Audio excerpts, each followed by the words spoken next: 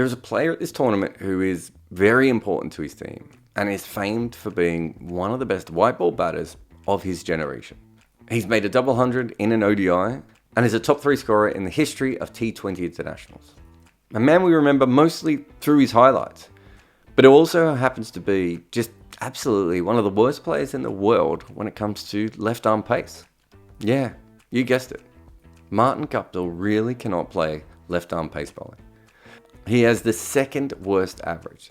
The only person worse in major T20 cricket who's faced a lot of balls is Sunil Narine, who is not a specialist batter. And when he faces southpaw seam, he just sort of closes his eyes and swings. Of the full-time batters, Guptill is dead last. And when you look at strike rate, he is dead last again. In fact, he's the only player on this list who strikes at slower than a runner ball against left arm seam. And not everyone likes left arm seam, and there's many different ways that people play it. Obviously, you have Andre Russell, who scores at 2 runs a ball against it. And there's a wave of like Russell light hitters who really seem to like it. And there's a few players who maybe don't like it as much, but they're very good at not going out to it. They're very careful. But Guptill is an outlier on this list, a bit like Andre Russell, but in reverse. And of all the star batters in this tournament, he is by far the worst against this form of bowling. But this video is not about Guptill. Partly because he has not been dismissed by a left-arm seamer yet in this tournament, not even against Namibia. At this World Cup so far, almost all the fast deliveries from the cack side of the body have been bowled by Namibia. They've delivered almost double the amount of the next best team. But even if Ruben Trumpelman snaked one through Guptill's defence, I mean, who really would care?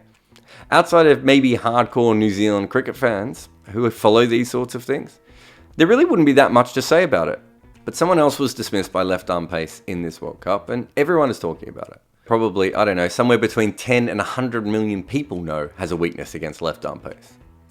And that is Rohit Sharma, who compared to the drama of Martin Guptill's place, looks like he has a very gentlemanly dislike of this kind of bowling. Not a massive flaw, but it's there. Of the specialist batters, Rohit has the 4th worst average against left arm seam, and he's behind names like Lendl Simmons and Cameron Delport. But this is Rohit Sharma, the hitman if you love him and no hit if you don't. He currently has the 2nd highest batting average for any opener, minimum of 1,000 runs in the history of Test cricket. 8 times in the history of our game has a man made more than 200 runs in a one-day international. And 3 of those times are Rohit Sharma, including the highest one. Plus there have been 14 seasons of the IPL and Mumbai Indians have won 5 of them with Rohit Sharma as captain. I mean, it is very, very clear that Rohit Sharma can play. He has managed to be really good in 3 formats for a long period of time. I mean, shall we just sit back and watch some of it? It's good, isn't it? He may rightfully hate the phrase lazy elegance, but you can see why it's used on him. And if I remember correctly, I believe in 2014, Rohit Sharma's short arm pull may have actually won the Turner Prize. But that isn't why we are here. We're talking about Rohit Sharma because Shaheen Afridi bowled a very good ball and it dismissed him. And everyone saw it and everyone talked about it. And when that ball happened, people thought about another delivery, the time Mohammad Amir dismissed Rohit Sharma. And of course, India-Pakistan games mean something a lot more than normal games. It's part of people's personal narrative, an event in time. So when you fail in this game twice, the same way, a stigma stays with you. Plus, I think it's also fair to say that Rohit is certainly not one of the best players against left-arm pace in T20 cricket. So the way that everyone thinks about him is completely justified, right? I mean, I don't want to say the man is overcompensating, but Rohit Sharma has made the Mumbai Indians absolutely obsessed with left-arm pace. They seem to travel the world collecting southpaw seam just so he can face all these guys in the nets and get over his problems. Like someone with the fear of flying who books a round-the-world ticket.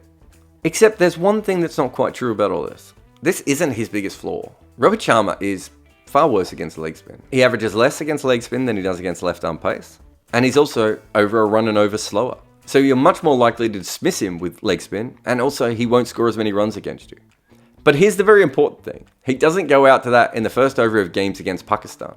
So being bad against leg spin for Rohit has just become a barely even noticed flaw. Not that going out to Shaheen Afridi is a flaw in any way, especially in the first over. He's the world's leading wicket taker in the first over of T20 cricket. And wait just a minute, who is this guy who's second on the list?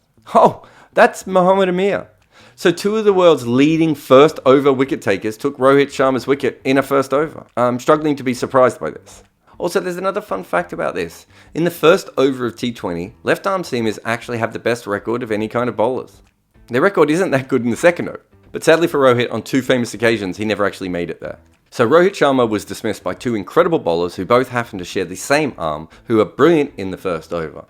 Had his dismissal been against Namibia, it probably wouldn't have become a narrative. But there's also something else worth noting here, that while Amir and the Shaheen wickets look really similar, and there's certainly a technical flaw he has, which is probably why he does average lower against left-arm seam than most other forms of bowling, there's one other thing that is different here. They weren't in the same format.